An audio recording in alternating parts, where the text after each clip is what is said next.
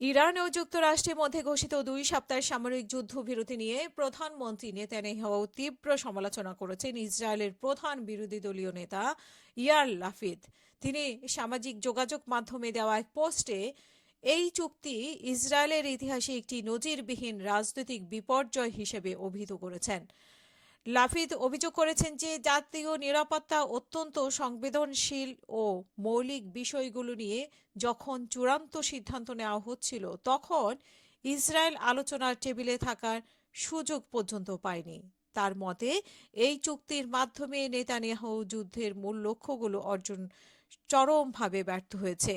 ইয়ার লাফিদ আরও প্রতিক্রিয়া ব্যক্ত করেছেন যে ইসরায়েলি সেনাবাহিনী তাদের উপর অর্পিত সব দায়িত্ব যথাযথভাবে পালন করেছে এবং দেশের সাধারণ মানুষও যুদ্ধের এই কঠিন সময়ে ধৈর্য ও সহনশীলতার পরিচয় দিয়েছে। কিন্তু রাজনৈতিক ও কৌশলগত দিক থেকে নেতানিয়াহু সম্পূর্ণ ব্যর্থতার পরিচয় দিয়েছে।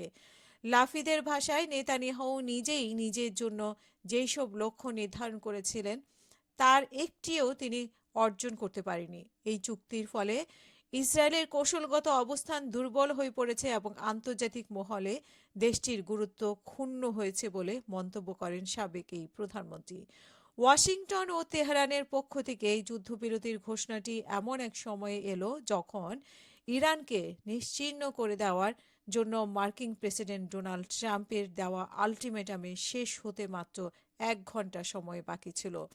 মূলত 28শে ফেব্রুয়ারি ইসরায়েল ও যুক্তরাষ্ট্রের যৌথ বিমান হামলায় ইরানের সর্বোচ্চ নেতা নিহতের মধ্য দিয়ে এই রক্তক্ষয়ী সংঘাতের সূত্রপাত ঘটে। এরপর প্রতিক্রিয়ায় ইরানও ইসরায়েল ও উপসাগরীয় দেশগুলোর উপর পাল্টা হামলা চালায়। পরবর্তীতে লেবানন ভিত্তিক সশস্ত্র গোষ্ঠী হিজবুল্লাহ এই যুদ্ধে সরাসরি জড়িয়ে পড়লে ইসরায়েল লেবানন রাজনীতি বৈরুত সহ দক্ষিণ অঞ্চলে স্থল অভিযান শুরু হয়।